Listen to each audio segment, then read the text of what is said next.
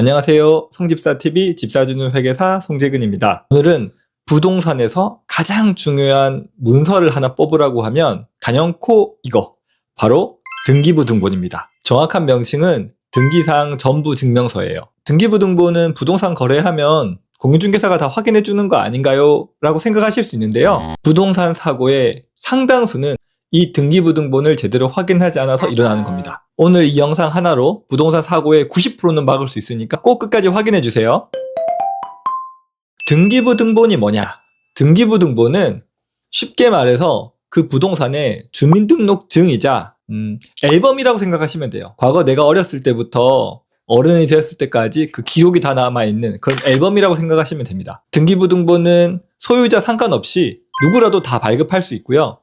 핸드폰으로도 발급할 수도 있고 인터넷, PC로도 발급할 수 있습니다. 개인정보 때문에 등기부등본도 발급 제한을 둬야 되는 건 아닌가라는 얘기도 있었는데 아직은 개인정보에 대한 폐해보다는 부동산 등기부등본이 공개됨으로 인해서 얻는 사회적 실익이 크다고 판단해서 현재까지는 계속 누구나 발급할 수 있게 되어 있습니다. 등기부등본을 보면 이 집이 누구 소유인지, 그리고 권리관계는 어떻게 되는지, 빚은 얼마나 있는지 모든 걸 다 알 수가 있어요. 인터넷 등기소에서 발급할 수 있고요. 요즘엔 어플도 잘 돼 있어서 핸드폰으로도 쉽게 발급할 수 있습니다.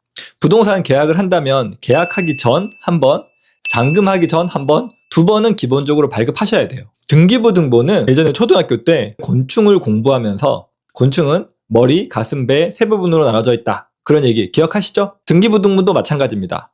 표제부와 갑구, 을구 이렇게 세 부분으로 나눠져 있어요. 우선 표제부에 있는 정보는 전체 면적이 어떻게 되는지, 아파트인지 업무용 시설인지 이런 것들에 대한 정보가 들어가 있고 건축물 대장에서 이제 가져오는 정보거든요. 실제 건물의 사실 형태에 대한 내용이라고 생각하시면 되세요. 부동산에서 이거보다 더 중요한 거는 갑구와 을구입니다. 갑구부터 보면 갑구에서 가장 먼저 봐야 될 거는 현재 소유자예요. 우리가 부동산 매매 거래를 하든 전세나 월세 거래를 하든 상대방의 이름이 등기부등본상 소유자랑 같은지, 그리고 신분증은 맞는지, 그 사람 소유의 계좌로 계약금이나 중도금, 잔금이 입금되는지 이거는 반드시 확인하고 일치해야 합니다. 이거 하나만 확인해도 부동산 사기의 대부분을 막을 수 있어요. 실제로 오피스텔 한 개 동을 관리하는 그런 부동산도 있는데 오피스텔 계약을 할 때 그 소유자의 계좌로 직접 돈을 입금하는 게 아니라 관리하는 부동산 중개업소나 다른 가족이나 친척의 이름으로 계약을 해서 사고 나는 경우가 많거든요. 부동산 매매든 임대차든 대금은 반드시 등기부등본상 소유자한테 입금하는 거를 원칙으로 하셔야 됩니다. 그게 아닌 사항은 극도로 이례적인 사항이라고 인지를 하셔야 돼요. 그리고 갑구에서 소유자에 대한 사항 말고 간혹 낯선 단어들이 보일 때가 있어요. 그게 뭐냐면 가압류, 압류, 가처분, 임의경매 이런 단어들이거든요. 가등기 이것도 마찬가지고 딱 단어만 들어도 느낌이 썩 좋지 않으시죠? 이런 물건들은 기본적으로 하자가 있는 물건이라고 해요. 압류가 있으면 압류가 해제가 돼야 되고 가압류나 가등기 이런 내용들도 그게 해제가 된 다음에 계약하시는 게 안전합니다. 일반적이지 않은 사항이니까 그런 단어가 있으면 일단 조심하시고 더 주의를 하셔야 돼요. 그리고 마지막 을구. 을구에서는 우리가 가장 쉽게 볼 수 있는 게 근저당권입니다. 아파트나 집을 살 때 혹은 상가를 살 때 은행에서 대출을 하잖아요. 그러면 은행은 그 물건을 담보로 대출을 해주는 거거든요. 제가 만약에 5억을 빌려 그러면 빌리는 돈의 110 혹은 120%를 채권 최고액이라고 해서 근저당권을 설정합니다. 내가 빌리는 돈 원금 5억 외에 만약에 내가 돈을 못 갚았을 때 발생할 수 있는 연체이자까지 포함해서 통상 110%, 120% 여유있게 한도를 잡아놔요. 그리고 상금융, 대부업체 같은 경우는 130%까지도 설정을 하고 있습니다. 그 한도 내에서는 다른 채권이나 물건에 비해서는 먼저 받아갈 수 있는 거예요. 사실 그래서 이 근저당이 굉장히 중요합니다. 내가 등기부등본을 떼보니까 을구에 채권 최고액이 되게 많이 설정되어 있어요. 그런데 그 근저당권을 말소하지 않고 혹은 감액 등기도 하지 않고 그냥 전세 계약을 체결을 해요. 그런 경우에는 채권 최고액 그 빚이 나의 보증금보다 선순위거든요. 그래서 혹시라도 집이 경매에 넘어가게 되면 내가 보증금을 다 못 돌려받을 수도 있어요. 집이 경매로 넘어갔을 때 보증금을 하나도 못 받는, 그걸 바로 깡통 전세라고 하죠. 그러면 이걸 어떻게 막냐? 예를 들면 은행에서 5억을 빌려서 채권 최고액이 120%인 6억으로 잡혀 있어요. 그런데 제가 그 집에 만약에 7억으로 전세를 들어가려고 해요. 그러면 6억이 선순위고 제 보증금이 후순입니다.